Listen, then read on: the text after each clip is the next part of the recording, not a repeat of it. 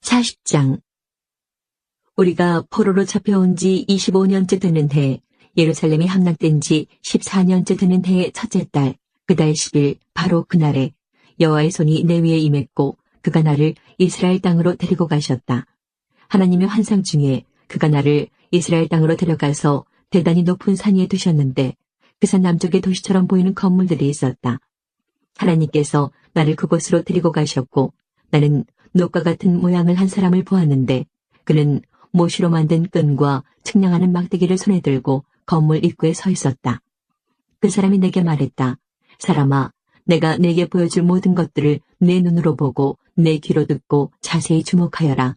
왜냐하면 그것이 바로 너를 여기로 데리고 온 이유이기 때문이다.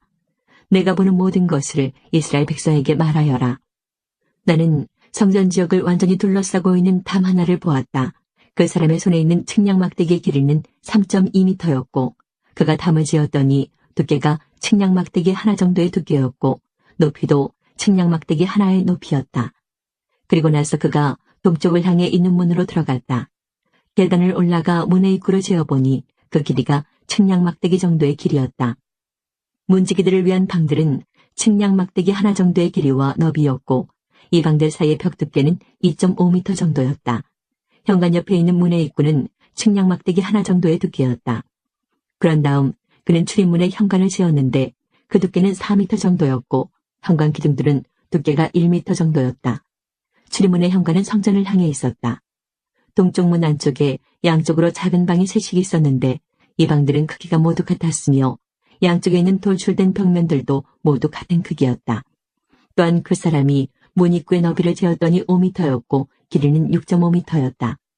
각 방 앞에는 높이가 50cm 되는 담이 있었고 각 방의 길이와 너비는 모두 3m였다. 그가 또 한 방의 뒤편 담 꼭대기에서부터 앞쪽 담 꼭대기에 이르는 문을 재었는데 그 거리가 한쪽 난간 입구로부터 다른 쪽 난간 입구까지 12.5m가량이었다. 또 출입문 안쪽을 싸고 있는 돌출된 벽면들을 재었더니 길이가 30m였다. 문의 입구로부터 출입문 현관의 끝까지의 거리는 25m였다. 문 안쪽에 있는 방들과 돌출된 벽과 현관에 모두 창이 있었고 돌출된 벽들의 표면은 종려나무로 장식되어 있었다. 그 뒤 그가 나를 바깥들로 데려갔다. 거기서 나는 여러 개의 방과 성전들을 따라 만들어진 포장된 길을 보았다. 포장된 길을 따라서 방이 30개가 있었다. 포장된 길은 문 양쪽을 따라 연결되어 있었고 그 길이는 문들의 길이와 같았다. 이것은 아래쪽의 길이었다. 그 사람이 바깥 벽에서부터 안쪽 벽까지 길이를 재었더니 두 벽 사이에 있는 바깥들의 길이가 50m였다. 동쪽과 북쪽도 모두 마찬가지였다. 그 사람이 북쪽을 향하면서 바깥들로 이어지는 문의 길이와 너비를 재보았다. 각 면에는 방이 3개씩 있었는데 각 방에 돌출된 벽과 현관은 첫 번째 문과 크기가 똑같았다. 길이가 25m였고 너비가 12.5m였다. 창문과 현관과 종려나무를 새긴 것도 동쪽 문의 것들과 크기가 같았다. 7계단을 오르면 문으로 들어갈 수 있으며 계단 맞은편에 현관이 있었다. 안뜰에도 동쪽 문처럼 북쪽 문 맞은편에 문 하나가 있었다. 그 사람이 앞문과 바깥문 사이의 거리를 재니 50m였다. 그 사람이 나를 데리고 남쪽으로 갔다. 거기에도 남쪽으로 난 문이 있었다. 그가 그 안벽과 현관을 재니 크기가 다른 두 문과 똑같았다. 이 문과 그 현관 양쪽에도 창문이 나 있었는데 다른 문 창문에 있는 것과 같았다. 문의 길이는 25m였고 너비는 12.5m였다. 7계단을 오르면 문으로 들어갈 수 있으며 계단 맞은편에 현관이 있었다. 그 돌출된 벽에는 종려나무가 새겨져 있었다. 안뜰의 남쪽에도 문 하나가 있었는데 그 사람이 그 문과 남쪽 문 사이의 거리를 재니 50m였다. 그 사람이 나를 데리고 남쪽 문을 지나 안뜰로 들어가더니 남쪽 문을 재었다. 그 크기가 다른 문들과 똑같았다. 문 안쪽의 방들과 돌출된 벽들과 현관의 크기가 다른 문들의 것과 같았다. 이 문과 그 현관 양쪽에도 창문이 나 있었다. 이 문의 길이는 25m였고 너비는 12.5m였다. 안쪽 문의 각 현관은 길이가 12.5m, 너비가 2.5m가 조금 못되었다. 그 문의 현관은 바깥들 쪽으로 나 있었고 그 돌출된 벽에는 종려나무가 새겨져 있었다. 그 문으로 들어가는 길에는 8계단이 있었다. 그 사람이 나를 데리고 동쪽으로 난 안뜰로 들어갔다. 그가 안쪽 동문을 재니 그 크기가 다른 문들과 똑같았다. 문 안쪽의 방들과 돌출된 벽들과 현관의 크기가 바깥벽의 다른 문들의 것과 같았다. 이 문과 그 현관 양쪽에도 창문이 나 있었다. 이 문의 길이는 25m였고 너비는 12.5m였다. 그 문의 현관은 바깥들 쪽으로 나 있었고 그 안벽에는 종려나무가 새겨져 있었다. 그 문으로 들어가는 길에는 8계단이 있었다. 그 사람이 나를 데리고 북쪽 문으로 들어가더니 북쪽 문을 재었다. 그 크기가 다른 문들과 똑같았다.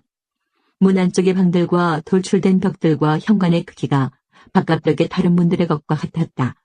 이 문과 그 현관 양쪽에도 창문이 나 있었다. 이 문의 길이는 25m였고 너비는 12.5m였다.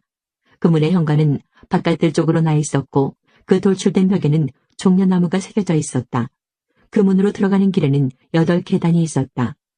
북쪽 문 곁에는 문이 달린 방이 하나 있었는데 제사장들이 태워서 드리는 번제물을 싣는 방이었다.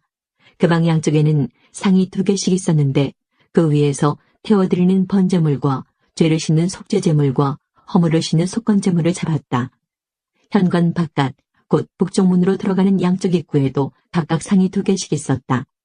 그렇게 문 이쪽에 상이 4개 있었고 저쪽에도 상이 4개 있었다. 제사장들이 제물을 잡는 상이 모두 8개 있었다. 태워서 드리는 번제물을 바칠 때 쓰는 돌을 깎아 만든 상이 4개 있었다. 이 상들은 각각 길이가 80cm가량, 너비도 80cm가량, 높이가 50cm가량이었다. 그 위에는 제사장들이 태워서 드리는 번제물과 그 밖에 제물을 잡을 때 쓰는 도구들이 놓여 있었다. 방 안 4벽에는 길이가 손바닥 넓이만한 갈고리가 걸려 있었으며 상 위에는 제물로 쓸 고기들이 놓여 있었다. 안뜰에는 방이 2개 있었는데 하나는 북쪽 문 곁에 위치하여 남쪽을 향하고 있었고 다른 방은 남쪽 문 곁에 위치하여 북쪽을 향하고 있었다. 그 사람이 내게 말했다. 남쪽을 향한 이 방은 성전에서 일하는 제사장들의 방이다. 그리고 북쪽을 향한 이 방은 제단에서 일하는 제사장들의 방이다. 그들은 사독의 자손들로서 레위 후손들 가운데 여호와께 가까이 나아가 여호와를 섬길 수 있는 사람들이다. 그가 성전 뜰을 재니 길이가 50m요 너비도 50m인 정사각형이었다. 그리고 제단은 성전 앞쪽에 있었다. 그 사람이 나를 데리고 성전 현관으로 들어가서 현관의 각 벽을 재니 두께가 2.5m였다. 문의 너비는 7m였고 문의 양옆에 있는 벽은 두께가 150cm였다. 현관의 너비는 10m였고 길이는 6m였다. 현관으로 들어가는 길에는 계단이 10개가 있었다.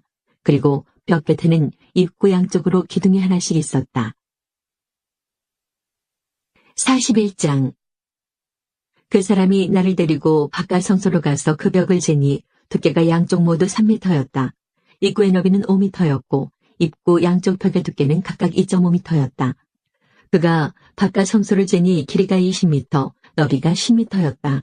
그 후에 그 사람이 안쪽 성소로 들어가 입구의 벽을 재니 그 두께가 1m였다. 입구의 너비는 3m였고 양쪽 편 돌출된 벽 두께는 3.5m가량 되었다. 그 사람이 안쪽 성소 끝에 있는 방을 재니 길이와 너비가 모두 10m였다. 그 사람이 내게 말하기를 이 방이 가장 거룩한 곳인 지성소이다라고 하였다. 그 후에 그 사람이 성전 벽을 재었는데 두께가 3m였다. 성전의 삼면벽을 따라 나 있는 겹방들은 너비가 1.5m가량이었다. 그 겹방들은 방 위에 방에 있어서 3층을 이루고 있었고 층마다 방이 30개씩 있었다. 겹방들은 벽의 힘으로 지탱된 것이 아니라 벽에서 나온 선반의 힘으로 지탱되었다. 성전 둘레 겹방들의 구조를 살펴보면 위층으로 올라갈수록 넓어졌다. 그리고 아래층에서 가운데층을 거쳐 꼭대기층으로 올라가는 계단이 있었다. 내가 보니 성전 둘레의 지대가 다른 곳보다 3m 더 높았는데 그것은 겹방들의 기초를 닦아 그렇게 된 것이다. 겹방의 바깥벽 두께는 2.5m였다. 성전 겹방들과 제사장의 방들 사이에는 넓은 공터가 있었는데 그 너비는 10m였고 성전을 돌아가며 나 있었다. 겹방의 문은 공터 쪽으로 나 있는데 한 문은 북쪽으로 다른 문은 남쪽으로 나 있었다. 성전 주위의 이 공터의 너비는 2.5m였다. 서쪽으로 성전들을 마주하고 있는 건물이 있는데 그 너비는 36m였고 벽의 두께는 모두 2.5m였고 건물의 길이는 45m였다. 그 사람이 성전을 지었더니 길이가 50m였다. 성전뜰과 건물과 벽을 모두 합한 길이도 50m였다. 성전 동쪽과 그 뜰의 너비도 50m였다. 그 사람이 서쪽으로 성전뜰을 마주하고 있는 건물과 겹방들의 길이를 재니 합해서 50m였다. 바깥 성소, 안쪽 성소, 그리고 뜰을 마주보고 있는 현관, 그리고 문간, 좁은 창문들과 복도에 나무 판자를 대놓았는데 바닥에서 창문이 있는 곳까지 모두 나무 판자를 대놓았다. 안쪽 성소로 들어가는 입구 바깥쪽 위에 그리고 안쪽 성소와 바깥쪽 성소 둘레에도 나무 판자를 대놓았다. 그 나무 판자에는 날개 달린 생물인 그룹과 종려나무의 조각이 있었는데 그룹 사이에 종려나무가 있었고 그룹은 모두 두 얼굴을 가지고 있었다. 하나는 사람의 얼굴이었고 다른 하나는 사자의 얼굴이었는데 각각 종려나무를 바라보고 있었다. 성전벽 전체가 다 이와 같았다. 성전 바닥부터 문 위까지 성소의 벽마다 종려나무와 날개 달린 생물인 그룹이 조각되어 있었다. 바깥 성소의 벽은 사각형이었다. 가장 거룩한 곳인 지성소의 정면에는 나무 제단처럼 보이는 것이 있었는데 높이는 1.5m가량, 너비는 1m가량이었다. 그 모서리와 받침대와 옆부분은 모두 나무로 되어 있었다. 그 사람이 내게 말했다. 이것은 여호와 앞에 놓는 상이다. 바깥 성소와 안쪽 성소에는 이중문이 나 있었다. 문마다 문짝이 2개 있었고 그것은 밀어서 여는 문이었다. 바깥 성소의 문에도 성전벽에 새겨진 것과 같이 날개 달린 생물인 그룹과 종려나무 조각이 새겨져 있었다. 그리고 성전 현관 앞에는 나무 지붕이 있었다. 현관의 양쪽 벽에는 종려나무가 조각된 좁은 창문들이 있었고 성전 겹방들에도 돌출된 조각들이 있었다. 42장. 그 사람이 나를 데리고 북쪽 바깥들로 나가 성전뜰 맞은편에 있는 방들로 갔다. 북쪽으로 문이 난 건물을 재니 길이가 50m, 너비가 25m였다. 성전 안뜰에서 10m쯤 되는 지역과 바깥들 돌을 깔아놓은 반대편에는 각각 3층으로 된 복도들이 서로를 향하고 있었다. 방 북쪽으로는 통로가 있는데 너비는 5m, 길이는 50m였으며 문들은 모두 북쪽을 향해 나 있었다. 맨 위층의 방들이 가장 좁았는데 그것은 복도가 차지하는 면적이 1층과 2층보다 3층이 더 넓기 때문이었다. 이 방들은 3층으로 되어 있는데 뜰의 기둥과 같은 기둥이 없기 때문에 맨 위층의 방들은 아래층 방들보다 더 안쪽으로 물려서 좁게 지어졌다. 이 방들과 함께 바깥들과도 나란히 쌓인 담이 있었는데 담의 길이는 25m였다. 바깥들로 향해 나 있는 방들의 길이는 25m였고 성전을 마주보고 있는 방들의 길이는 50m였다. 아래층 방들의 입구는 그 건물의 동쪽 끝에 있어서 뜰에서 방 안으로 들어갈 수 있게 되어 있었다. 바깥뜰의 벽과 나란히 남쪽에도 방들이 있었는데 이 방들은 성전뜰에 인접해 있었으며 바깥벽을 마주보고 있었다. 그리고 이 방들 앞에는 통로가 있었는데 그 모양이 북쪽의 방들과 같았다. 길이와 너비가 같았고 출입구와 모습도 같았다.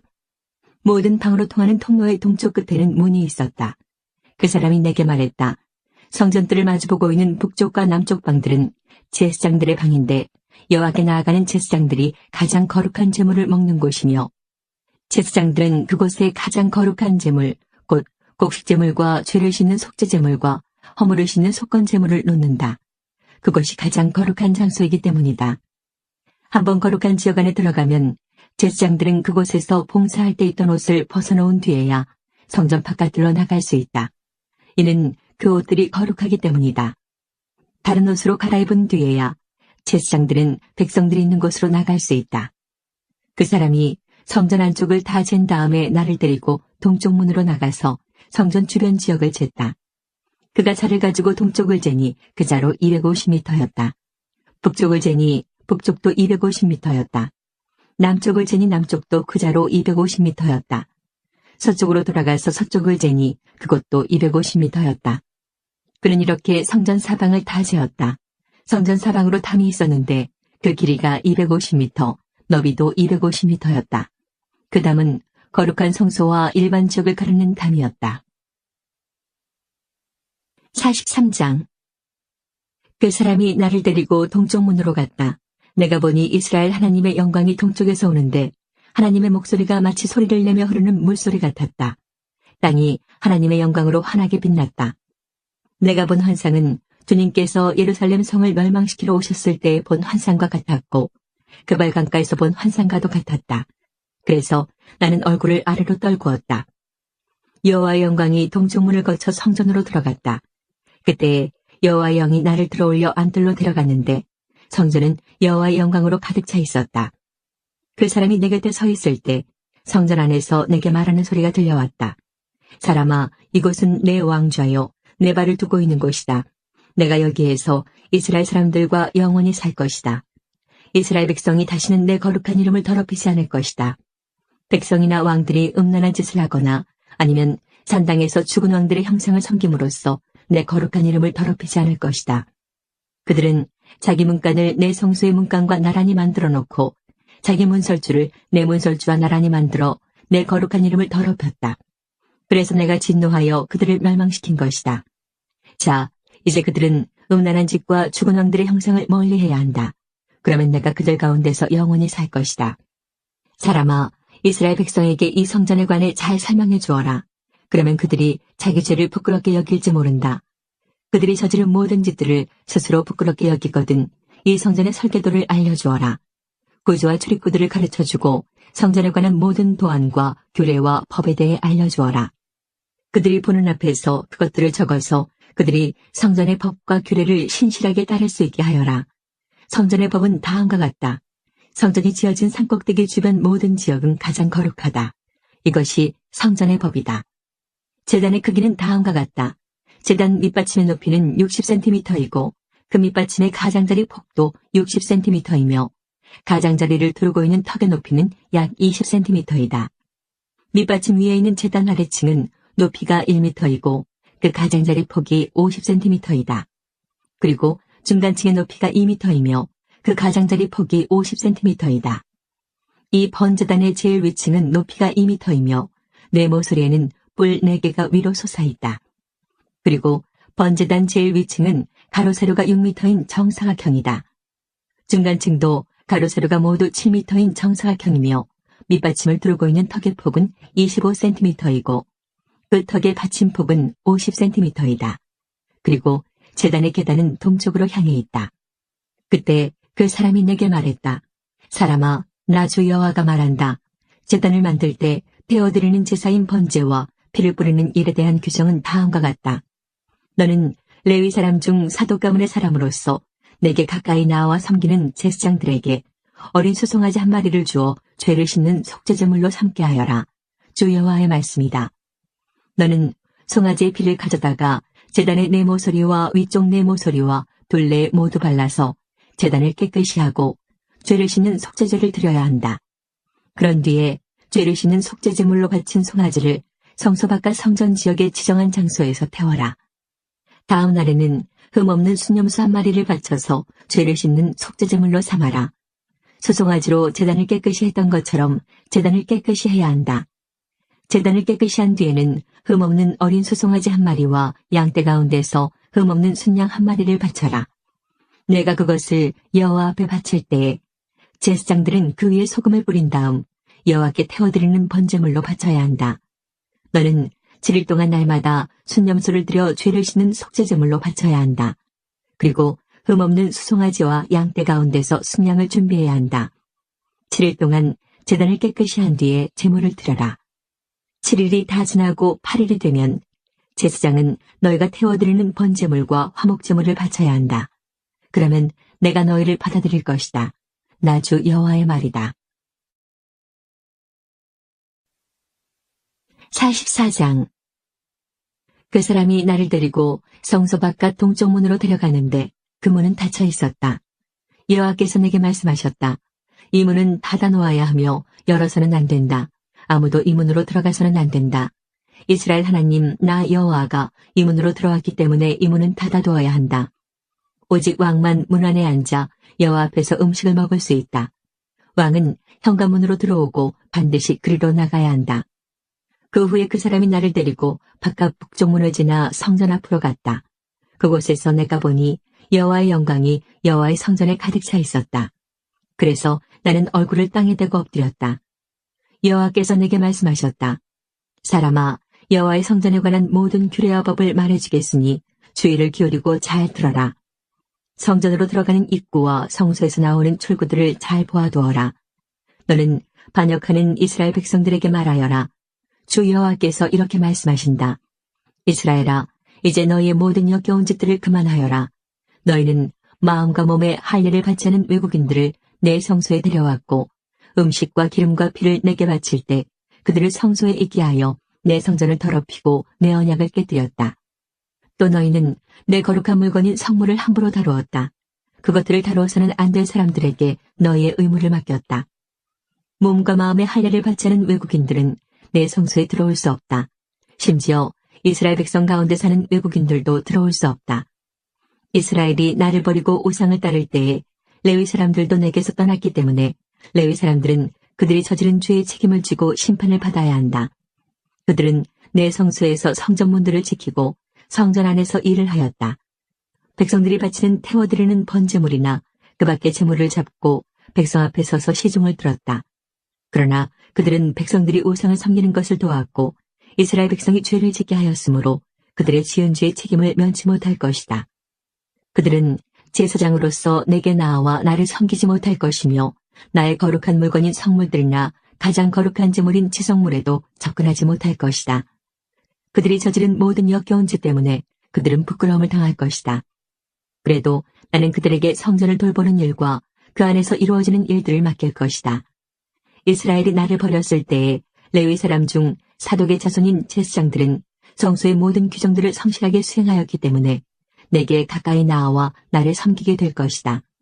그들은 내 앞에서 기름과 희생제물의 피를 바칠 수 있을 것이다. 그들만이 내 성소에 들어올 수 있으며 그들만이 내 상에 가까이 와서 나를 섬기고 내가 맡긴 일들을 수행할 수 있을 것이다. 안뜰문으로 들어올 때 제사장들은 반드시 모시옷을 입어야 한다. 안뜰문이나 성전 안에서 주님을 섬길 때에는 양털옷을 입지 말아야 한다. 머리에는 모시간을 써야 하며 모시바지를 입어야 한다. 땀이 나는 것은 입지 말아야 한다. 그들이 백성들이 있는 바깥들로 나갈 때는 나를 섬길 때 입던 옷을 벗어서 구별된 방에 두고 다른 옷으로 갈아입고 나가야 한다. 그렇게 함으로써 옷 때문에 백성이 해를 당하지 않게 하여야 한다. 제사장들은 머리털을 완전히 밀어서도 안 되고 길게 자라게 해서도 안 된다.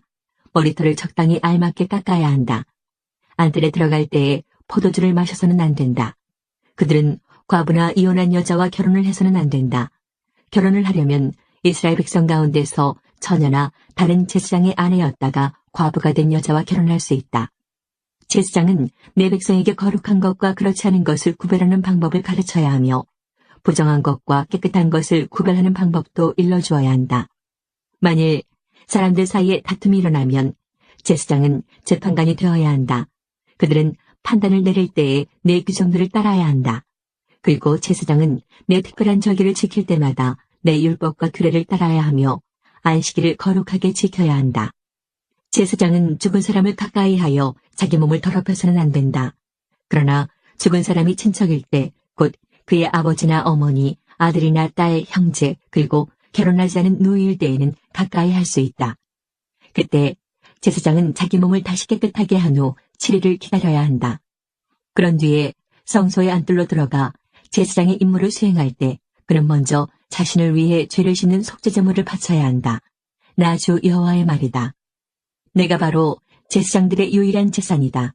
너희는 이스라엘 가운데서 제사장들에게 땅을 주어 재산을 삼게 해서는 안 된다. 내가 그들의 재산이 될 것이다. 제사장은 곡식제물과 죄를 씻는 속죄제물과 허물을 씻는 속건제물을 먹을 것이며 이스라엘이 바친 모든 것이 그들의 것이 될 것이다. 모든 첫 수확들 가운데서 가장 좋은 것과 너희가 바치는 특별한 예물들 가운데 가장 좋은 것은 제사장 몫이다. 또한 너희의 첫 밀가루를 제사장들에게 주면 내가 너희 가정에 복을 내릴 것이다. 제사장들은 새든지 짐승이든지 저절로 죽은 것을 먹어서는 안 된다. 또한 별짐승들의 찢겨 죽은 것들은 무엇이든지 먹어서는 안 된다.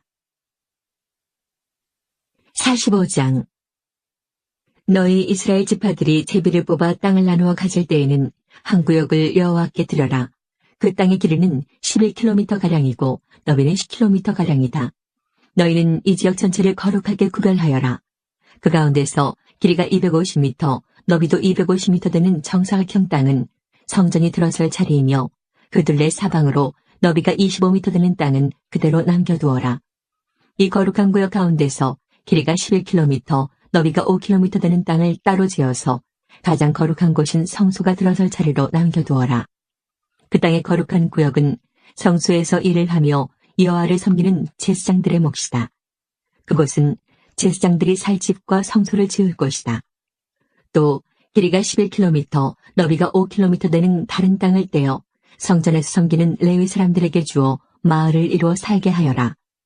또 거룩한 구역 옆에 길이가 11km, 너비가 2.5km 되는 지역을 성에 딸린 땅으로 정하여 이스라엘 백성의 몫으로 삼아라. 이 거룩한 구역과 성의 양옆 땅은 왕의 몫이다.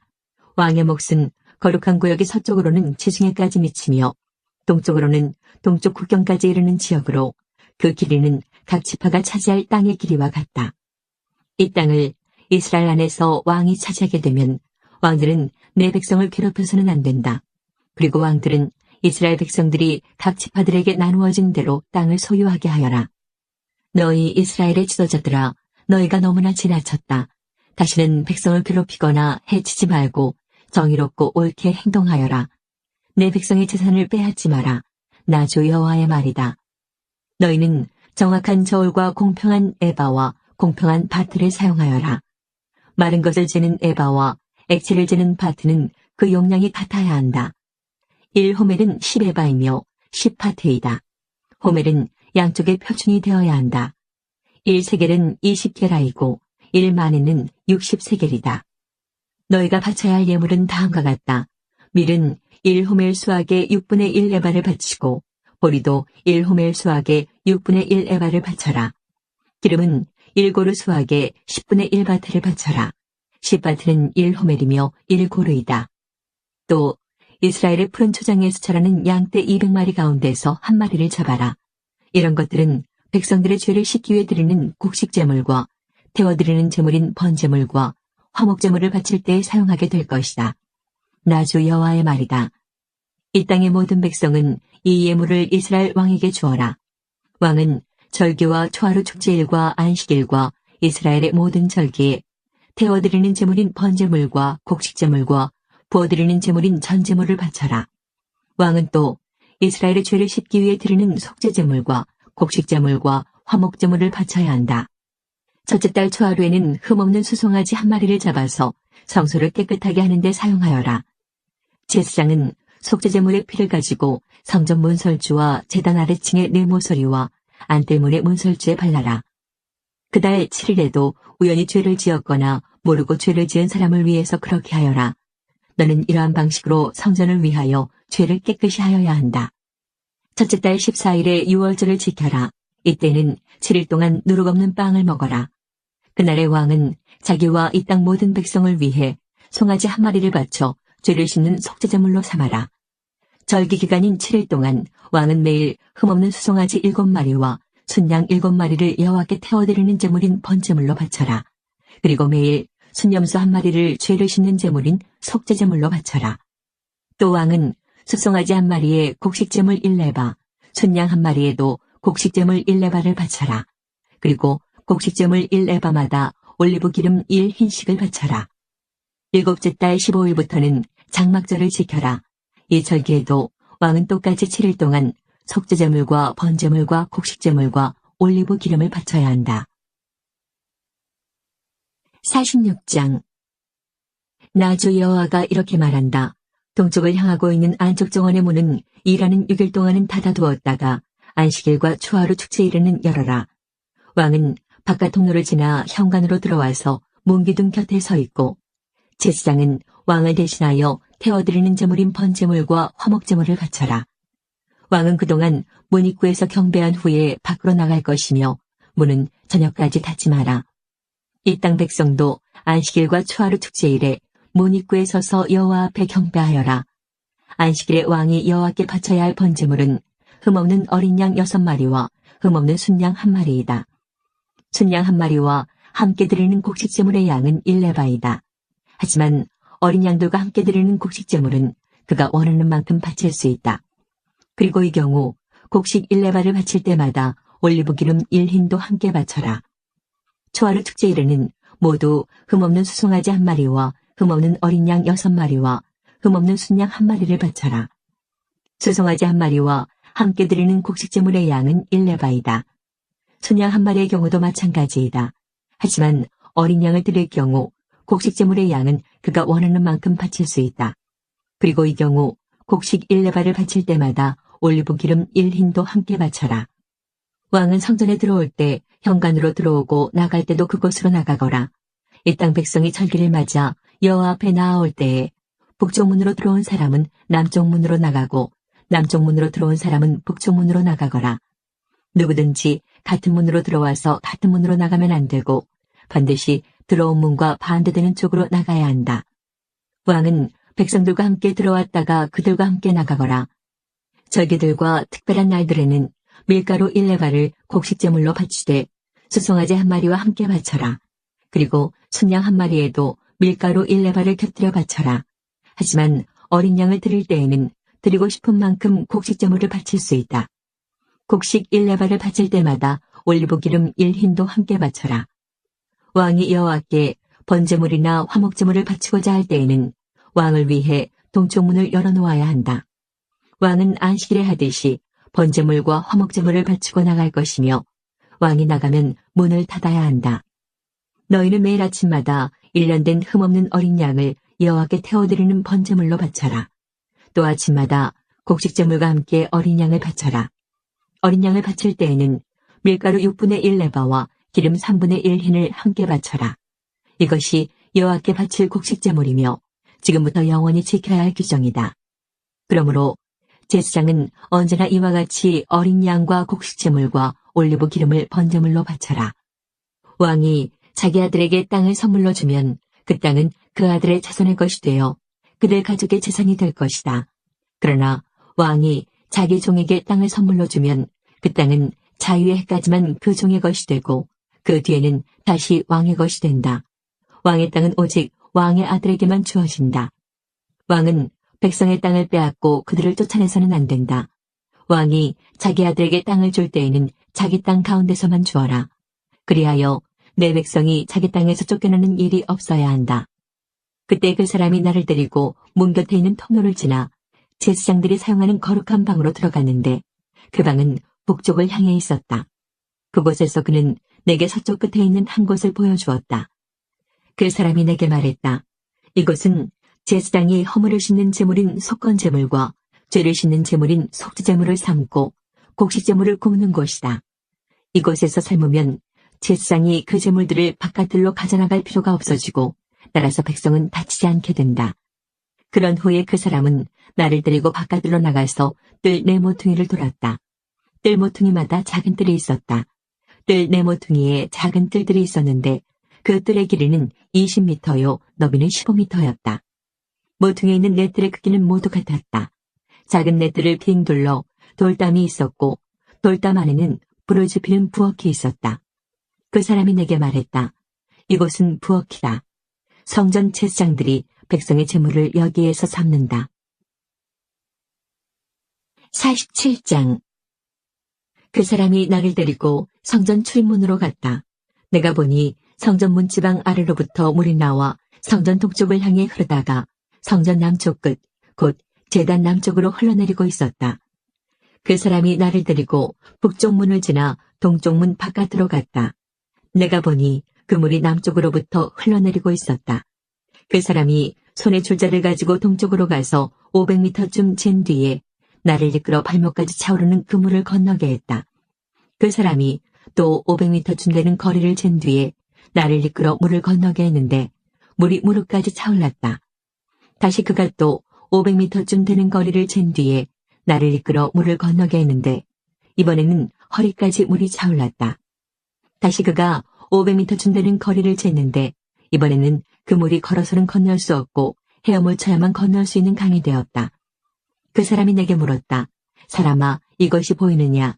그런데 그 사람이 나를 데리고 강 언덕으로 다시 올라갔다. 그곳에 도착하여 보니 강 양쪽에 나무가 무척 많이 있었다. 그 사람이 내게 말했다. 이 물이 동쪽 지역으로 흘러서 아라바로 내려갔다가 사해로 흘러들어가면 사해 물은 맑은 물이 될 것이다. 이 강이 흐르는 곳마다 온갖 생물들이 살게 될 것이다. 사해 주변에 물고기들이 살게 될 것이니 이는 이 물이 흘러가는 곳마다 짠물이 변하여 민물이 되기 때문이다. 이 물이 흐르는 곳마다 생물이 번성할 것이다. 바닷가에는 어부들이 많이 모여들 것이며 엔게디부터 에네글라임까지 모두 금을 치는 곳이 될 것이다. 마치 지중해의 물고기 종류처럼 이곳에도 물고기 종류가 수없이 많아질 것이다. 하지만 늪과 갯벌은 살아나지 못하고 소금 땅이 될 것이다. 그 강 언덕 양편에는 온갖 종류의 과일나무가 자랄 것이며 그 잎사귀가 시들지도 않고 열매가 떨어지지도 않을 것이다. 물이 성소에서부터 흘러나와 과일나무들을 적시기 때문에 나무들이 달마다 열매를 맺을 것이다. 나무 열매는 식량으로 쓰고 나무 잎사귀는 약으로 쓸 것이다. 주 여호와께서 말씀하셨다. 이스라엘의 12지파에게 나누어 줄 땅의 경계선들은 다음과 같다. 요셉 지파에게는 2몫이 주어진다. 땅을 나눌 때는 공평하게 똑같이 나누어야 한다. 이 땅은 내가 너희 조상에게 주기로 약속한 땅이므로 이 땅은 너의 영원한 재산이 될 것이다. 땅의 경계선은 다음과 같다. 북쪽 경계선은 지중해에서부터 헤들론을 따라 하맛어기를 지나 스닷을 거쳐 다마스커스와 하맛 지역 사이에 있는 브로다, 시브라임에 이르고 하오란 땅 경계에 있는 하셀 하티고네까지 이른다. 이렇게 북쪽 경계선은 지중해에서부터 하살레논까지 이르는데 이 경계선은 하맛과 다마스커스 사이에 있다. 동쪽 경계선은 하우란과 다마스커스 사이에서 시작하여 길라앗과 이스라엘 땅 사이의 요단강을 지나 사해 옆에 다말까지 이른다. 이것이 동쪽 경계선이다. 남쪽 경계선은 다말에서 시작하여 무리보 카데스의 샘을 지나 이집트 시내를 거쳐 지중해에 이른다. 이것이 남쪽 경계선이다. 서쪽 경계선은 지중해가 경계선인데 하마덕이 건너편까지이다. 이것이 서쪽 경계선이다. 그러므로 너희는 이 땅을 이스라엘 지파별로 나누어라. 너희가 이 땅을 나누어 재산으로 삼되 너희뿐 아니라 너희와 함께 사는 외국인들과 그들의 자녀들에게도 그 땅을 나누어 재산으로 삼게 하여라. 너희는 그 외국인들을 이스라엘에서 태어난 사람과 똑같이 여겨 이스라엘 지파들과 함께 땅을 나누어야 한다. 외국인이 어느 지파와 함께 살든지 상관없이 그들에게도 땅을 나누어 주어야 한다. 나 주 여호와의 말이다. 48장 지파들의 이름은 다음과 같다. 단의 몫은 북쪽 경계선에서 시작하여 헤들론 길을 따라 하맛어기를 지나 다마스커스 북쪽 경계에 있는 하살레논까지 곧 하맛의 경계까지 이르는 동쪽에서부터 서쪽까지의 땅이다. 아셀의 몫은 단 지파를 경계선으로 해서 동쪽에서 서쪽까지이다. 납달리의 몫은 아셀 지파를 경계선으로 해서 동쪽에서 서쪽까지이다. 므낫세의 몫은 납달리 지파를 경계선으로 해서 동쪽에서 서쪽까지이다. 에브라임의 몫은 므낫세 지파를 경계선으로 해서 동쪽에서 서쪽까지이다.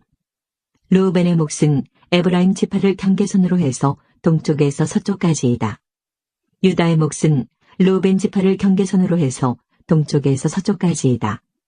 너희는 유다 지파를 경계선으로 해서 동쪽에서 서쪽까지의 몫을 거룩한 지역으로 지정하여 특별한 예물로 바쳐야 한다. 그 너비는 12.5km이고 동쪽에서 서쪽까지의 길이는 다른 지파들의 몫과 똑같고 이 지역 한가운데에는 성전을 세워야 한다. 너희가 나 여호와께 바쳐야 할 특별한 땅은 길이가 12.5km이고 너비가 5km이다. 이 땅은 제사장들을 위해 마련한 거룩한 몫이 될 것이다. 북쪽으로는 길이가 12.5km, 서쪽으로는 너비가 5km, 동쪽으로도 너비가 5km, 남쪽으로는 길이가 12.5km이다. 그리고 그 한가운데에 여호와의 성전이 있어야 할 것이다. 이 땅은 거룩하게 구별된 제사장들인 사독의 자손들을 위한 몫이다. 이스라엘 백성이 나를 저버렸을 때에 그들과 함께 나를 저버린 레위 사람들과는 달리 사독 자손들은 나를 저버리지 않았기 때문이다. 그러므로 이 땅 가운데서 특별히 구별된 몫은 그들에게 특별한 선물로 가장 거룩한 몫이 될 것이며 레위 지파의 땅과 경계선을 맞댈 것이다. 제사장들의 땅 경계선을 따라서 레위 사람들에게도 땅을 주어야 할 것이다. 그 길이는 12.5km이고 너비는 5km이다. 전체의 길이는 12.5km이고 전체의 너비는 5km이다. 레위 사람은 이 땅을 팔아서도 안 되고 바꾸어서도 안 된다. 이 땅은 가장 좋은 땅이기 때문에 다른 사람들에게 넘겨서도 안 된다. 이 땅은 여호와께 거룩하게 구별된 땅이기 때문이다. 나머지 땅, 곧 너비가 2.5km가량이요 길이가 12.5km인 땅은 그 성의 일반적인 용도로 사용할 것이며 주로 집을 짓거나 목초지로 사용하게 될 것이다. 그리고 성은 땅 한가운데에 있어야 한다. 성의 크기는 다음과 같다. 북쪽의 길이는 2.25km가량, 남쪽의 길이도 2.25km가량, 동쪽의 길이도 2.25km가량, 서쪽의 길이도 2.25km가량이다. 목초지로 쓸 땅은 북쪽으로 125m가량, 남쪽으로도 125m가량, 동쪽으로 125m가량, 서쪽으로도 125m가량이다. 거룩하게 구별한 땅과 붙어있는 나머지 땅은 동쪽으로 5km이고 서쪽으로도 5km이며 이 땅에서 생산되는 것들은 성에서 일하는 사람들의 양식으로 주어져야 한다. 그리고 성에 사는 사람들로서 이 땅을 일구는 사람들은 이스라엘의 모든 지파로부터 온 사람들이어야 한다. 이 전체 지역은 사방이 12.5km 되는 정사각형이다. 너희는 성에 딸린 땅과 함께 거룩한 땅을 주님께 드리는 특별한 선물로 바쳐야 한다. 거룩하게 구별한 땅의 양옆과 성에 딸린 땅의 양옆에 있는 나머지 땅은 왕의 몫이다. 그 땅은 거룩하게 구별한 땅 동쪽 옆으로 동쪽 경계선까지이며 서쪽 옆으로는 지중해까지이다. 두 지역의 길이는 지파들이 차지할 땅의 길이와 같다. 이 땅이 왕의 몫이다. 거룩한 땅과 성전 안의 성소가 그 땅의 한가운데에 있어야 한다. 레위 사람의 땅과 성에 딸린 땅은 왕의 몫으로 돌아갈 땅 중간에 자리 잡게 된다. 왕에게 속한 땅은 유다의 경계선과 베냐민의 경계선 사이에 있게 될 것이다. 나머지 지파들이 받을 땅은 다음과 같다. 베냐민의 몫은 동쪽에서부터 서쪽으로 지중해까지이다. 시몬의 몫은 베냐민 지파를 경계선으로 해서 동쪽에서 서쪽까지이다. 이사갈의 몫은 시몬 지파를 경계선으로 해서 동쪽에서 서쪽까지이다. 스불론의 몫은 이사갈 지파를 경계선으로 해서 동쪽에서 서쪽까지이다. 갓의 몫은 스불론 지파를 경계선으로 해서 동쪽에서 서쪽까지이다. 갓의 남쪽 경계선은 동쪽으로 사해 부근의 다말에서부터 무리바가데스sem까지 이르고 또 거기에서부터 이집트 시내들을 따라 지중해까지이다. 이것이 너희가 제비를 뽑아 이스라엘 지파들 사이에 나누어야 할 땅이다. 이 땅들이 그 지파들의 몫이다. 나 주 여호와의 말이다. 성의 문은 다음과 같다. 북쪽 성벽의 길이는 2.5km가량이다. 북쪽의 문은 모두 3개가 있는데 그 이름은 르우벤문, 유다문, 레위문이다. 성문의 이름은 이스라엘 지파의 이름에서 따온 것이다. 동쪽 성벽의 길이는 2.5km가량이다. 동쪽의 문은 모두 3개가 있는데 그 이름은 요셉문, 베냐민문, 단문이다. 남쪽 성벽의 길이는 2.5km가량이다. 남쪽의 문은 모두 3개가 있는데 그 이름은 시므온문, 이사갈문, 스불론문이다. 서쪽 성벽의 길이도 2.5km가량이다. 서쪽의 문도 모두 3개가 있는데 그 이름은 단문, 아셀문, 납달리문이다. 이렇게 성의 둘레는 9km가량이다. 그때부터 이 성의 이름은 여호와께서 거기에 계시다라는 뜻의 여호와 삼마가 될 것이다. 27년 첫째 달 초하루에 여호와께서 내게 말씀하셨다. 사람아, 바빌로니아 왕 느부갓네살이 군대를 일으켜 도로와 싸웠다. 치열한 전투를 벌여 머리가 깨지고 어깨가 벗겨지도록 싸웠으나 그들이 얻은 것은 아무것도 없었다. 그러므로 내가 이집트 땅을 바빌로니아 왕 느부갓네살에게 넘겨줄 것이다. 느부갓네살이 이집트의 재물들을 빼앗아 갈 것이다. 그가 그 땅의 사람들과 재산을 자기 군대의 삭수로 삼아 빼앗아 갈 것이다. 내가 이집트 땅을 느부갓네살에게 주었으니 그것은 그가 나를 위해 이집트를 물리친 것에 따른 보상이다. 나 주 여호와의 말이다. 그날에 내가 이스라엘 백성에게 한 뿔이 자라나게 하고 내가 그들 가운데 내 입을 열어 말하게 할 것이다. 그때 그들이 내가 주 여호와라는 것을 알게 될 것이다. 30장 여호와께서 내게 말씀하셨다. 사람아, 예언하고 전하여라. 나 주 여호와가 이렇게 말한다. 소리내어 부르짖어 외쳐라. 아이고, 재앙의 날이 오고 있다. 그날이 가까이 왔다. 여호와의 날이 가까이 왔으니 그날은 구름 가득한 날이며 온 세상에 닥칠 재앙의 날이다. 칼이 이집트를 칠 것이며 에티오피아가 두려워 떨 것이다. 이집트에 시체가 널려 있고 그들의 재물을 빼앗길 때에 나라의 기초가 허물어질 것이다. 에티오피아, 리비아, 리디아, 아라비아, 국과 함께 모든 동맹국의 백성들이 죽고 이집트도 칼에 맞아 쓰러질 것이다. 이집트의 동맹국들이 무너질 것이며 이집트가 자랑하던 세력이 꺾일 것이다. 북쪽 믹돌에서부터 남쪽 아스완에 이르기까지 이집트 백성이 칼에 찔러 죽을 것이다. 나 주 여호와의 말이다. 그 땅은 황폐한 나라들 중에서도 가장 황폐할 것이며 이집트의 성들은 폐허로 변할 것이다. 내가 이집트에 불을 질러 이집트의 동맹국들까지도 망하게 할 것이다. 그때 그들이 내가 여호와라는 것을 알게 될 것이다. 그날에 내가 특사들을 에티오피아로 보내어 그들을 놀라게 할 것이다. 왜냐하면 그들은 스스로 안전하다고 생각하는 자들이기 때문이다. 이집트가 재앙을 당할 때 에티오피아 백성들이 두려워 떨 것이다. 그런 날이 반드시 올 것이다. 내가 바빌로니아 왕 느부갓네살을 보내어 이집트의 수많은 백성을 없애버릴 것이다. 그와 그의 군대는 세상에서 가장 잔인한 군대이다. 그들이 이 땅을 짓밟으러 올 것이다. 칼을 뽑아 이집트를 칠 것이며 시체들이 온 나라를 덮을 것이다.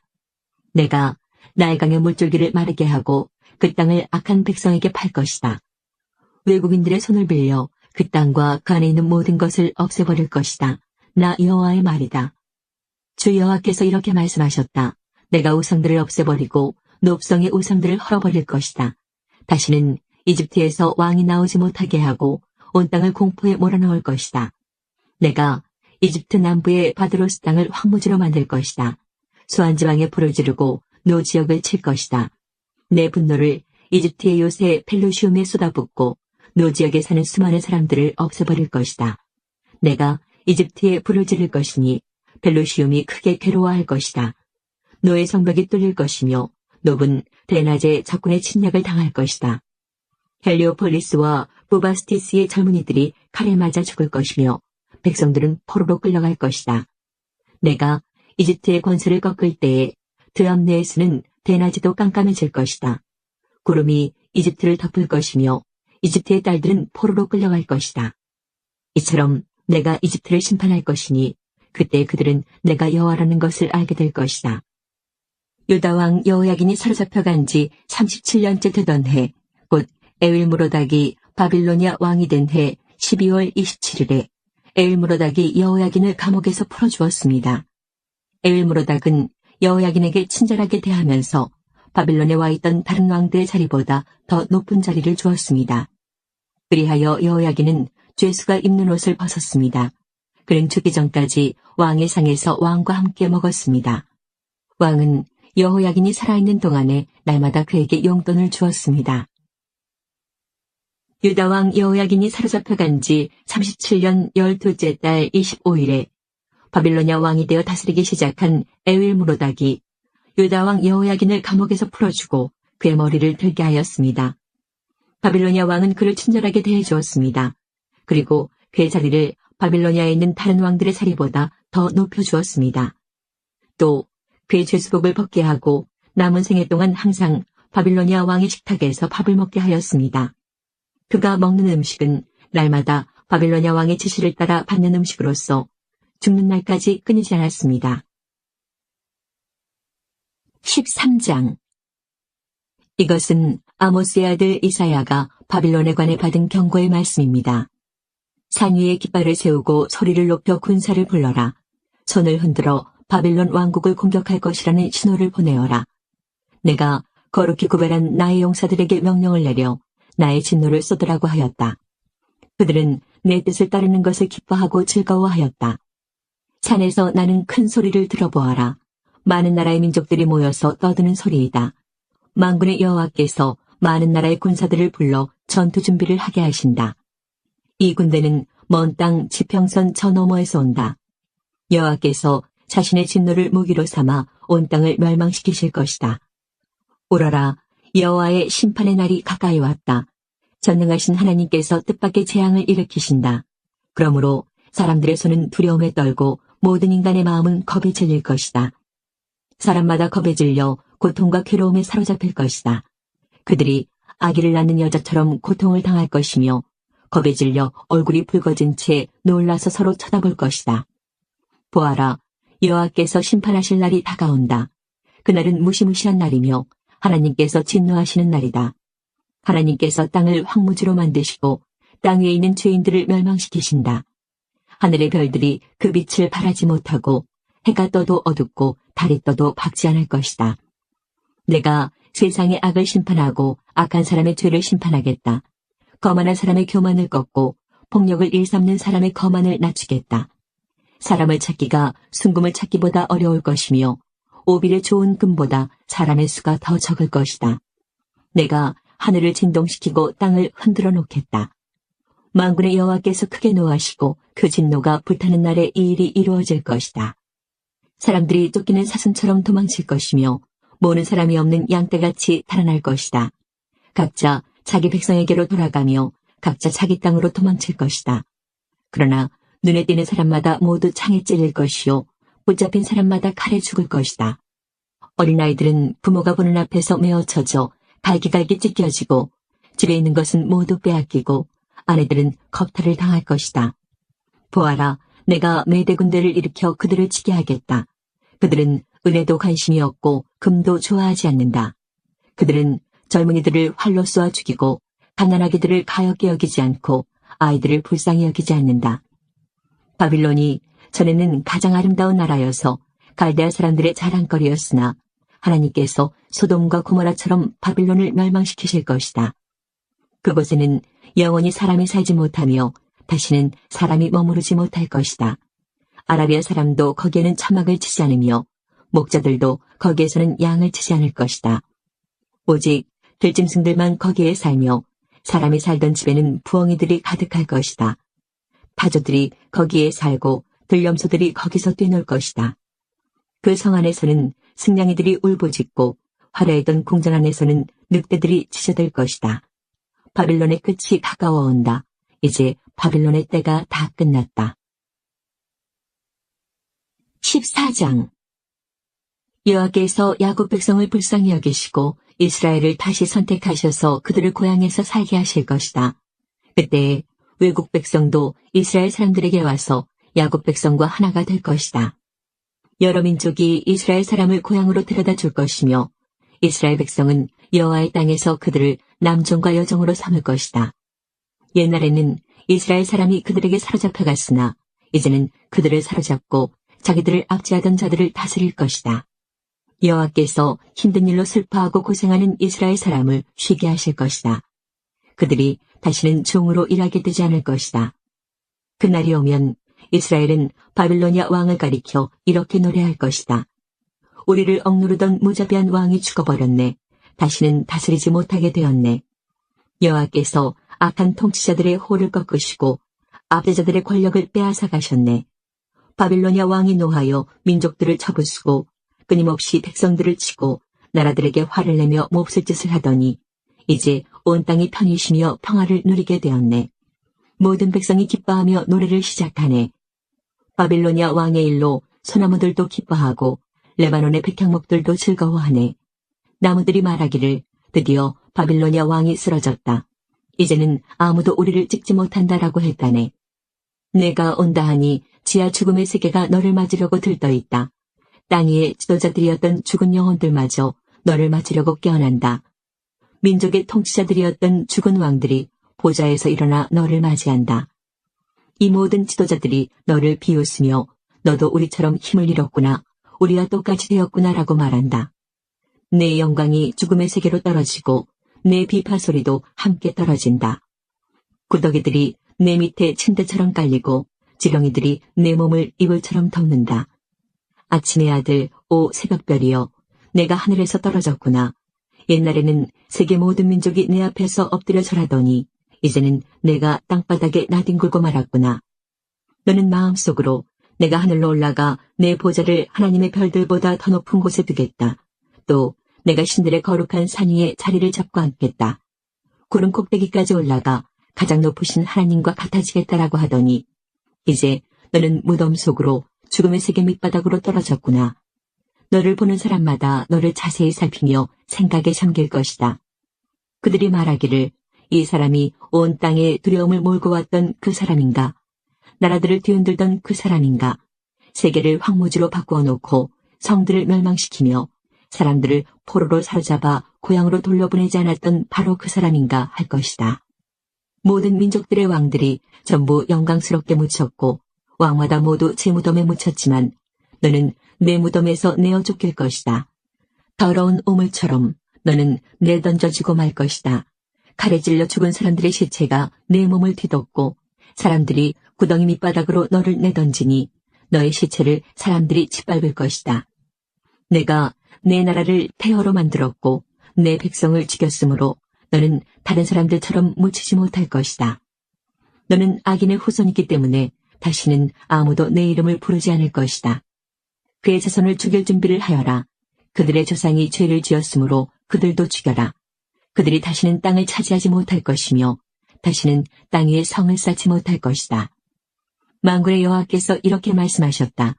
내가 그 백성을 치겠다. 바빌론의 이름과 그 남은 자들을 지워버리고 그들의 자손까지도 멸망시키겠다. 여호와의 말씀이다. 내가 바빌론을 고슴도치의 소굴이 되게 하고 무릉덩이로 만들며 멸망의 빗자루로 깨끗이 쓸어버리겠다. 만군의 여호와의 말씀이다. 21장. 이것은 바빌로니아에 관한 경고의 말씀입니다. 광야에서부터 재앙이 불어닥친다.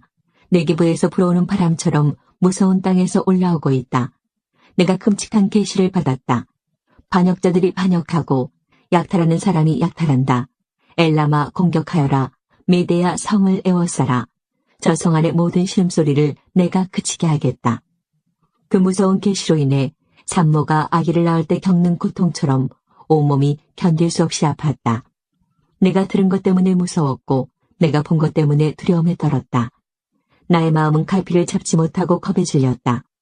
기분 좋은 저녁이 공포의 밤으로 변했다. 상을 차려놓아라. 자리를 깔고 먹고 마셔라. 지도자들아, 일어나라. 방패에 기름을 발라라. 주께서 내게 이처럼 말씀하셨다. 너는 가서 파수꾼을 세워 그에게 본대로 보고하라고 하여라. 전차나 기마병을 보거나 낙이 탄 자나 낙타 탄 자를 보거든 주의 깊게 살피라고 하여라. 파수꾼이 사신과 같이 외쳤다. 주여, 저는 날마다 밤낮으로 망대 위로 올라가 지키고 있습니다. 보십시오.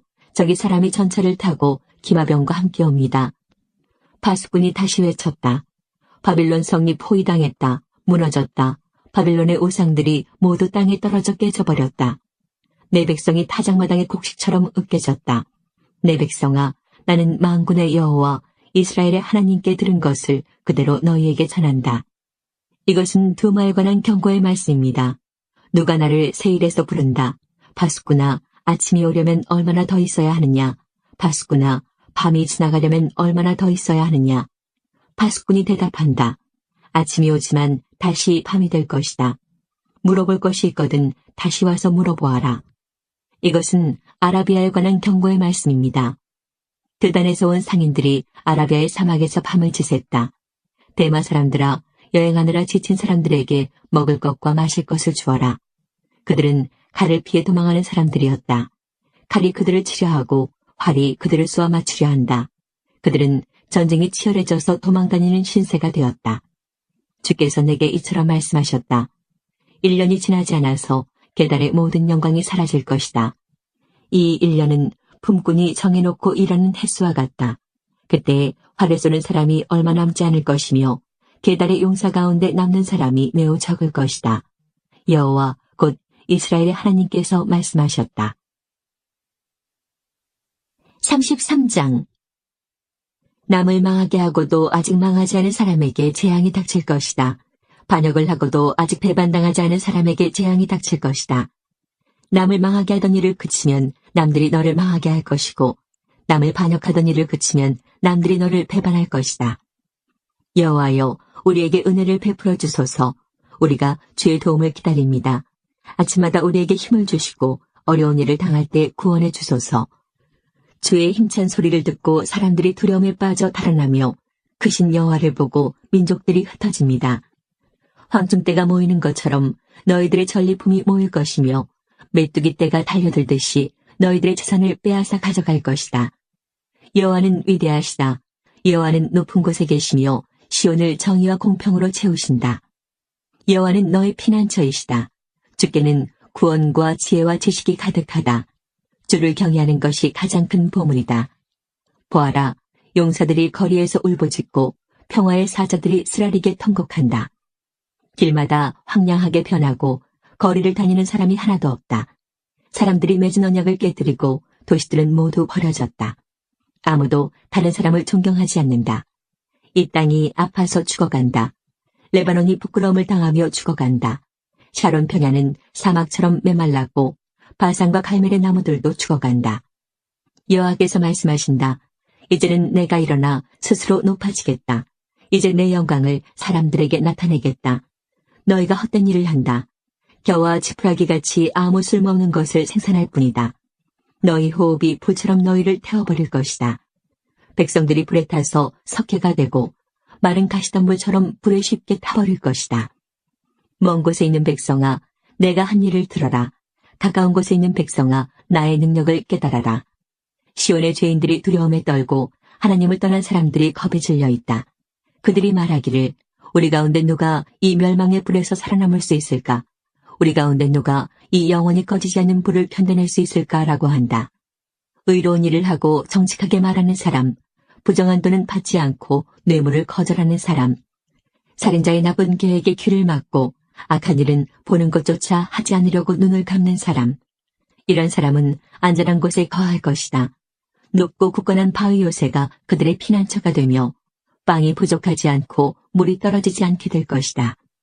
너희 눈이 영광의 왕을 볼 것이며 끝없이 펼쳐진 땅을 볼 것이다.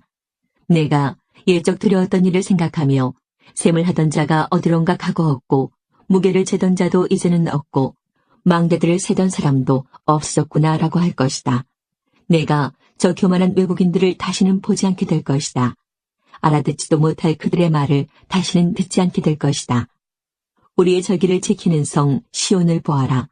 너의 눈은 아름다운 안식처인 예루살렘을 볼 것이다. 예루살렘은 영원히 움직이지 않을 장막이다.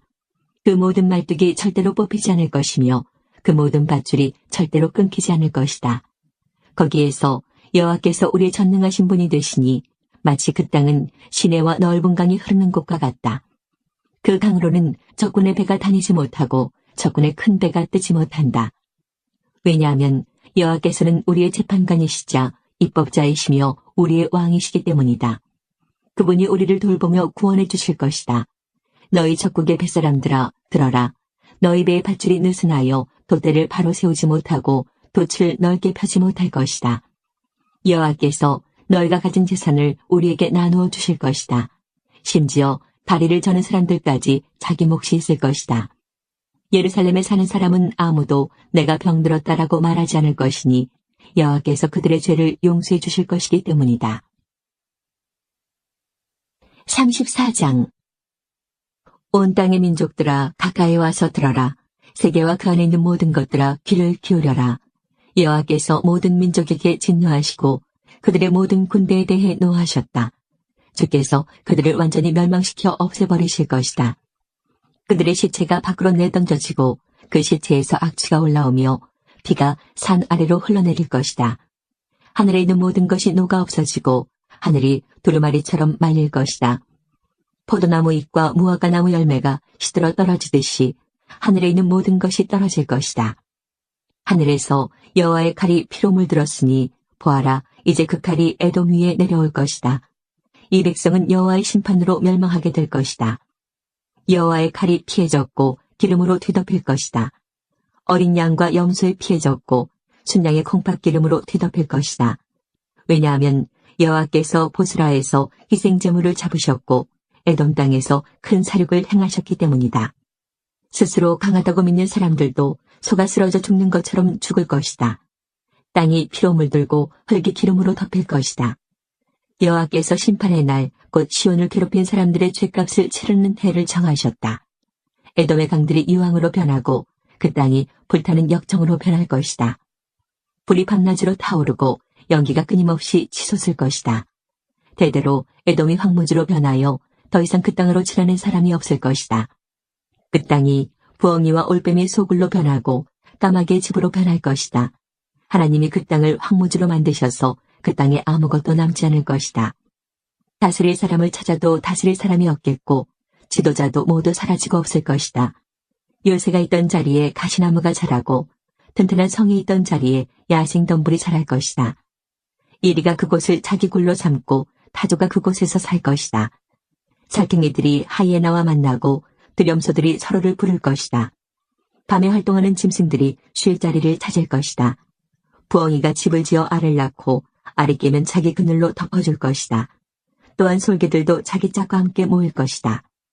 여호와의 책을 찾아서 읽어보아라. 이 짐승들 가운데 하나도 빠진 것이 없겠고 그 짝이 없는 짐승도 없을 것이다. 하나님께서 그것들을 모으겠다고 친히 말씀하셨고 하나님의 영이 그것들을 모으셨다. 하나님께서 그 짐승들에게 땅을 나누어 주시고 짐승들이 그 땅을 차지하게 경계를 정해 주셨다. 그 짐승들이 그 땅을 영원히 차지할 것이며 대대로 그 땅에서 살 것이다. 35장 광야와 메마른 땅이 기뻐하며 사막이 꽃을 피울 것이다. 사막이 풍성한 꽃들과 함께 기뻐 외치며 즐거워할 것이다. 레바논의 숲처럼 갈멜의 산과 샤론의 평야처럼 아름다울 것이다. 모든 사람이 여호와의 영광을 보며 우리 하나님의 광채를 볼 것이다. 약한 손을 강하게 하고 떨리는 무릎을 굳세게 하여라. 마음에 근심하는 사람에게 일러주어라. 굳세어라. 두려워하지 마라. 보아라. 너희 하나님이 오신다. 하나님이 너희의 원수를 심판하실 것이며 그들이 행한 대로 갚아주실 것이다. 오셔서 너희를 구해주실 것이다. 그때 보지 못하는 사람이 다시 보고 듣지 못하는 사람이 다시 들을 것이다. 다리를 저는 사람이 사슴처럼 뛰고 말을 못하던 사람이 기쁨으로 노래할 것이다. 광야에 샘물이 흐르고 메마른 땅에 시냇물이 흐를 것이다. 불타는 사막이 연못으로 변하고 마른 땅이 물을 뿜어내는 샘으로 변하며 이리가 살던 곳에 풀과 갈대와 왕골이 자랄 것이다. 사막이었던 땅에 큰 길이 날 것이며 그 길은 거룩한 길이라 불릴 것이다. 악한 백성은 그 길로 다니지 못하고 오직 의로운 백성만 다닐 수 있을 것이다. 어리석은 사람도 그 길을 밟지 못할 것이다. 거기에는 사자가 없고 사나운 짐승이 다니지 못할 것이다. 그 길에서 그런 짐승은 찾아보지 못할 것이다. 그 길로는 오직 하나님이 구원하신 백성만 다닐 것이다. 여호와께서 자유를 주신 백성이 시온에 돌아와 영원한 기쁨의 노래를 부를 것이다. 슬픔과 고통은 멀리 사라지고 즐거움과 행복이 넘칠 것이다. 5장 벨사살 왕이 귀한 손님 1000명을 불러서 큰 잔치를 베풀어 그들과 함께 술을 마셨습니다. 벨사살은 술을 마시다가 명령을 내려 그의 아버지 느부갓네살이 예루살렘 성전에서 가져온 금잔과 은잔들을 가져오게 했습니다. 이는 왕과 지방 장관들과 왕비들과 후궁들이 그 잔으로 술을 마시도록 하기 위해서였습니다. 예루살렘에 있는 하나님의 성전에서 가져온 금잔들을 내어오자 왕과 그의 귀한 손님들과 왕비들과 후궁들이 그 잔으로 술을 마셨습니다. 그들은 술을 마시면서 금과 은과 노쇠와 쇠와 나무와 돌로 만든 신들을 찬양했습니다. 바로 그때 사람의 손가락이 나타나더니 촛대 맞은편 왕궁 석고벽 위에 글자를 쓰기 시작했습니다. 왕은 그 손가락이 글자를 쓰는 것을 보았습니다. 왕은 두려움에 사로잡혀 얼굴이 창백해지고 다리에 힘이 없어져 무릎이 후들후들 떨렸습니다. 왕은 점성가들과 주술사들과 점쟁이들을 불러오게 하였습니다. 왕이 바빌론의 지혜자들에게 말했습니다. 누구든지 이 글을 읽고 그 뜻을 내게 풀어주는 사람에게 자주색 옷을 입혀주고 목에는 금사슬을 걸어주고 이 나라에서 셋째가는 통치자로 삼겠다. 왕의 지혜자들이 모두 왔으나 그 글자를 읽거나 그 뜻을 설명할 수 있는 사람은 아무도 없었습니다. 벨사살 왕이 더욱 두려워하여 얼굴이 더 창백해졌고 손님들도 당황하였습니다. 그때 왕의 어머니가 왕과 귀한 손님들의 떠드는 소리를 듣고 연회장으로 들어와서 이렇게 말했습니다. 왕이시여 만수무강하십시오. 두려워하지 마시고 얼굴에서 근심을 거두십시오. 왕의 나라에 거룩한 신들의 영을 받은 사람이 있습니다. 그는 왕의 아버지 때에 신들의 지혜와 같은 지혜와 명철을 보여준 사람입니다. 선왕이신 느부갓네살 왕은 그 사람을 마술사, 점성가, 주술가와 점쟁이들의 우두머리로 세우셨습니다. 제가 말하는 사람은 다니엘입니다. 느부갓네살 왕은 그에게 벨드사살이라는 이름을 지어주셨습니다. 그는 매우 총명하며 지식과 통찰력을 가진 사람입니다.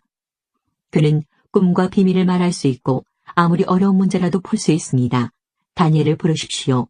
벽의 글자가 무슨 뜻인지 그가 왕에게 설명해 줄 것입니다. 다니엘이 부름을 받아 왕 앞에 나왔습니다. 왕이 그에게 물었습니다. 내 이름이 다니엘이냐? 내가 내 부왕이 유다에서 데려온 포로 가운데 한 사람이냐? 내 안에 신들의 영이 있다는 말을 들었다. 내가 매우 총명하며 지식과 통찰력이 있다는 말도 들었다. 내가 지혜자들과 마술사들을 불러 벽 위에 적힌 이 글자를 읽고 그 뜻을 말해보라고 했으나 아무도 설명하지 못했다. 그런데 너는 해석을 잘하고 어려운 문제도 잘 푼다고 들었다. 그러니 벽에 적힌 글을 읽고 설명해보아라. 내가 그렇게만 할 수 있다면 내가 내게 자주색 옷을 입혀주고 목에는 금사슬을 걸어주고 이 나라의 셋째 가는 통치자로 삼아주겠다. 다니엘이 왕에게 대답했습니다. 선물은 왕이 가져가시고 상도 다른 사람에게 주십시오. 하지만 나는 왕을 위해 벽 위에 글을 읽고 그 뜻을 풀어드리겠습니다. 왕이시여, 지극히 높으신 하나님께서 왕의 아버지 느부갓네살을 위대하고 강한 왕으로 만드셨습니다. 하나님께서 그에게 큰 권세를 주셨기 때문에 백성들과 나라들과 각기 다른 말을 쓰는 모든 사람이 느부갓네살 왕을 무서워했습니다. 그는 마음대로 사람을 죽이기도 하고 살리기도 했으며 높이기도 하고 낮추기도 했습니다. 하지만 느부갓네살 왕은 너무 높아지고 교만해졌습니다. 그래서 왕의 보좌에서도 쫓겨나고 누리던 영광도 빼앗겼습니다. 느부갓네살 왕은 사람들에게서 쫓겨나 그 마음이 들짐승처럼 되어 들나귀처럼 살며 소처럼 풀을 먹었고 몸은 이슬로 젖었습니다. 그러다가 비로소 지극히 높으신 하나님께서 인간의 나라를 다스리신다는 것과 하나님의 마음에 드는 사람에게 그 나라를 주신다는 것을 알게 되었습니다. 느부갓네살의 자손인 벨사살 왕이시여, 왕께서는 이 모든 일을 알면서도 마음을 낮추지 않으셨습니다. 오히려 하늘의 주를 거스르고 주의 성전에 있던 잔들을 가져오게 하여 귀한 손님들과 왕비들과 후궁들과 함께 그 잔으로 술을 마셨습니다. 그리고 왕은 왕의 생명과 왕이 하시는 모든 일을 다스리시는 하나님을 섬기지 않고 은과 금과 노쇠와 쇠와 나무와 돌로 만든 신들을 찬양하였습니다. 보지도 못하고 듣지도 못하고 아무것도 깨닫지 못하는 그것들은 참신이 아닙니다. 그래서 하나님께서 이 손을 보내셔서 벽에 글자를 쓰게 하신 것입니다. 벽에 적힌 글자는 메네 데겔 바르신입니다. 그 뜻은 이렇습니다. 메네는 하나님께서 왕의 나라의 끝날을 정하셨다는 뜻입니다. 데겔은 왕이 저울 위에 달리셨는데 무게가 모자란다는 뜻입니다. 바르신은 왕의 나라가 나뉘었다는 뜻입니다. 왕의 나라는 메대와 페르시아 사람들에게 넘어갈 것입니다. 이에 벨사살이 명령을 내려 다니엘에게 자주색 옷을 입히고 금사슬을 목에 걸어주고 그를 나라의 셋째 가는 통치자로 세웠습니다. 바로 그날 밤에 바빌로니아의 왕 벨사살이 죽임을 당했습니다. 메대 사람 다리오가 새 왕이 되었습니다. 다리오의 나이는 62세였습니다.